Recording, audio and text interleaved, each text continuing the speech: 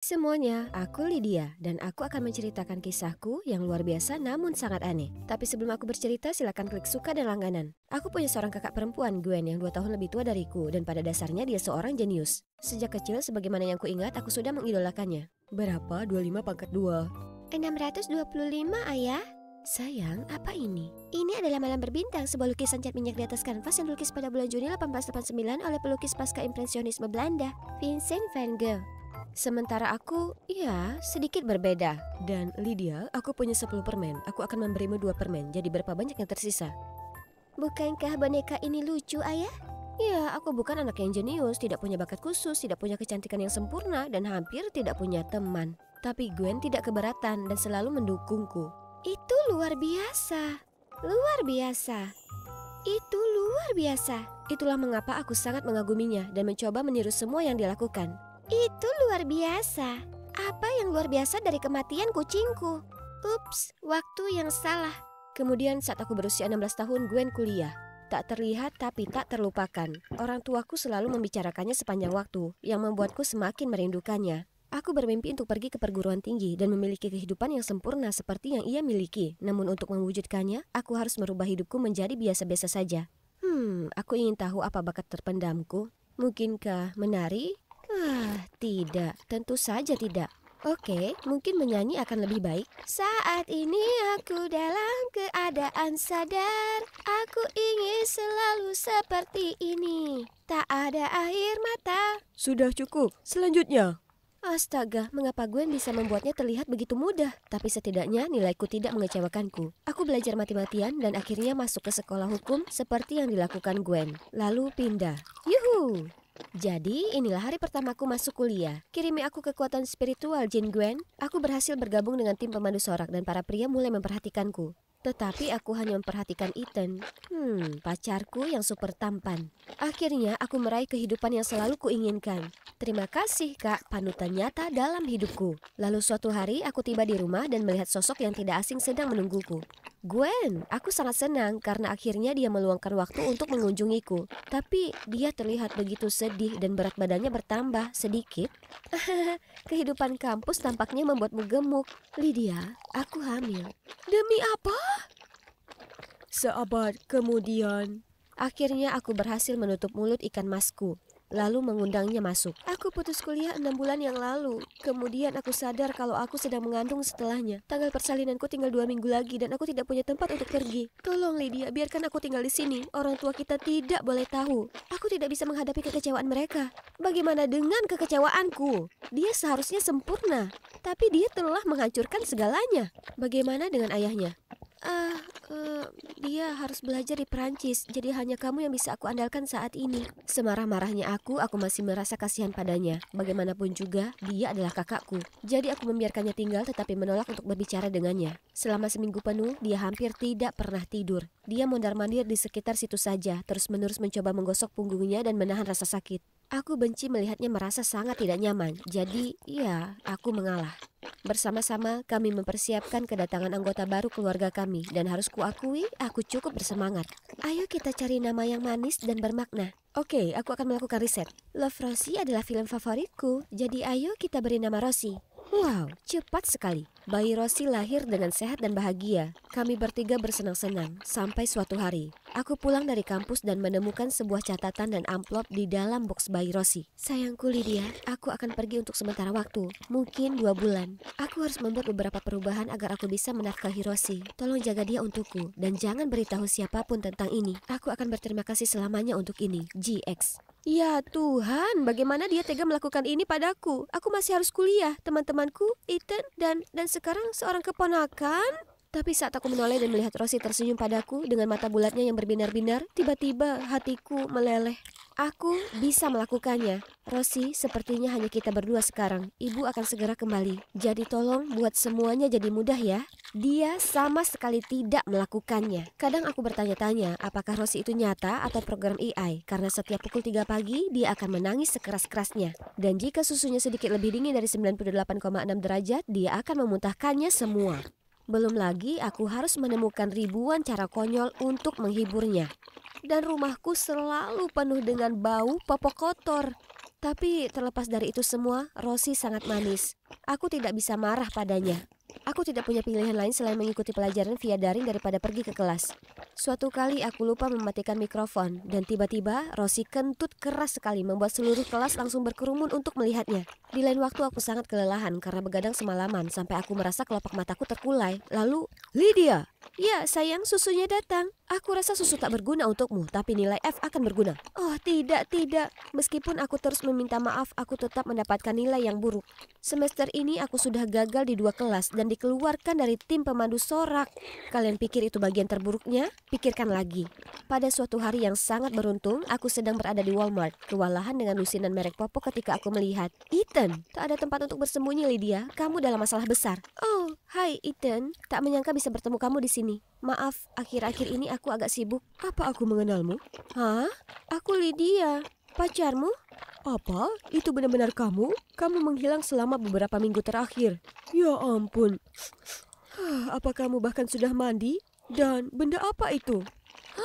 Mau menjebakku dengan bayi itu? Tidak, dia bukan anakku. Dan memang benar kalau aku lupa mencuci tangan setelah mengganti popok Rosie pagi ini. Tapi bagaimanapun juga, tolonglah, aku hanya perlu menjaganya beberapa minggu lagi dan semuanya akan kembali normal. Sudah cukup, lihatlah dirimu. Kamu seperti seorang gadis gua. Ngomong-ngomong, pakai ini. Dan asal kamu tahu, kita putus. Tak ada kata-kata yang dapat menjelaskan betapa menyedihkannya aku saat ini. Ini semua karena ibumu. Dia benar-benar, sekarang hidupku jadi sengsara. Semua karena kalian berdua.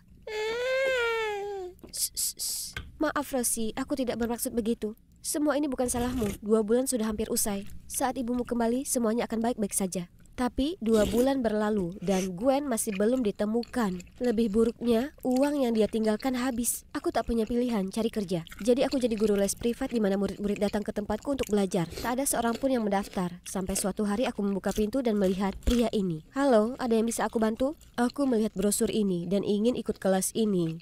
Oh, benarkah? Tentu, silakan masuk. Ternyata dia adalah Augustine. Dia ingin masuk ke jurusan hukum yang sama denganku, tapi tahun lalu dia tidak lulus. Aku berusaha sebaik mungkin untuk mengawasi Rosie dan Augustine di ruangan terpisah, tetapi sesekali Rosie mengeluarkan suara mencicit. Kamu mendengarnya? Itu kucingku. Selesaikan persamaan ini. Aku harus pergi ke toilet. Tapi kamu sudah pergi 10 menit yang lalu. Aku punya kandung kemih yang kecil. Itu bawaan keluarga. Ada masalah? Kalau kamu jatuh cinta pada seseorang, akui saja seperti ini. Cintaku padamu seperti diare. Aku tak bisa menahannya. Muahahaha. Menjijikkan. Aku kasihan pada siapapun yang jatuh cinta padanya. Aku bergegas kembali dan melihatnya sedang bermain ponsel. Harus banyak bekerja keras rupanya. Hei, kalau kamu benar-benar ingin masuk ke perguruan tinggi, setidaknya berusahalah. Seperti bagaimana kamu berdandan layaknya putri salju? Oh tidak, ini bedak bayi.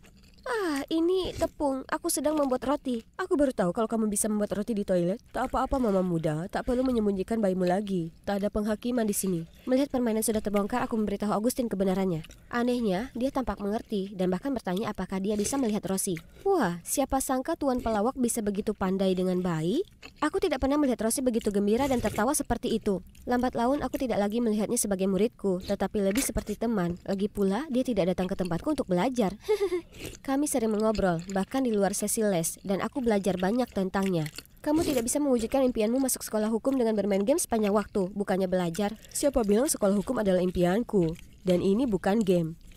Situs web fashion? Jangan bilang itu milikmu. Ya, aku pendiri merek ini. Tidak mungkin. Dan apa ini? Apa kamu benar-benar bisa menjual topi polos ini dengan harga $200? Bukan soal topinya, ini soal desain mereknya. Dia kemudian bercerita bahwa ia selalu bermimpi untuk membuka jaringan fashionnya sendiri. Namun orang tuanya tidak pernah mendukung dan hanya ingin ia menjadi pengacara seperti mereka. Itulah mengapa ia tidak pernah serius dengan studinya dan selalu main-main. Jadi, apa impianmu? Menjadi hakim terbaik di Amerika? Ini bukan pertanyaan yang sulit, tapi mengapa aku tidak bisa berkata-kata? Aku hanya ingin menjadi sekeren kakakku, tapi dia tidak sekeren itu lagi. Saat itu juga Rosie menjerit dan mengisi popoknya yang entah bagaimana menyelamatkanku dari situasi ini. Tapi pertanyaan Augustine membuatku berpikir, aku harus menemukan jawabannya. Kamu terlihat tidak fokus. Apa yang ada di pikiranmu? Aku menemukannya. Aku ingin menjadi sempurna. Itu tidak jelas. Bagaimana kamu mendefinisikan sempurna? Apa itu membuatmu bahagia? Aku tidak yakin. Bagaimana dengan ini? Apa kamu pernah memikirkannya? Oh, ini omong kosong. Lupakan saja. Aku sudah lama lupa merawat diri. Pacarku mencampakkanku dan sekarang teman-temanku juga mengabaikanku. Aku menjadi pecundang, semua karena seorang bayi. Saat itu dosenku mengirim email padaku. Di menit-menit terakhir ada tempat untuk masuk dalam tim debat dan ikut kompetisi terpenting tahun ini. Ini adalah kesempatan besarku. Tapi bagaimana aku bisa merawat Rosie dan bersiap untuk itu? Setelah gelisah sepanjang malam, bel pintu membangunkanku. Apa itu Gwen? Oh, itu hanya seorang pria asing. Hai, kamu pasti Lydia, adiknya Gwen. Aku Kyle, pacarnya Gwen dan ayah dari bayinya. Apa-apaan ini? Lihat dia. Aku tidak tahu Gwen punya selera yang aneh dalam memilih pria. Bukankah kamu sedang belajar di Prancis atau semacamnya? Apa? Maksudku, ya, tapi tanpa bayiku, Prancis, Jerman, atau bahkan Kutub Utara tidak ada artinya. Boleh aku melihatnya sekarang? Dan setelah itu, terjadilah reuni abad ini. Terima kasih sudah merawat Rosie. Tapi sekarang aku yang akan melakukannya, bagaimanapun juga aku adalah ayahnya. Kyle mungkin terlihat mengintimidasi, tetapi dia tampak menyayangi Rosie dengan tulus.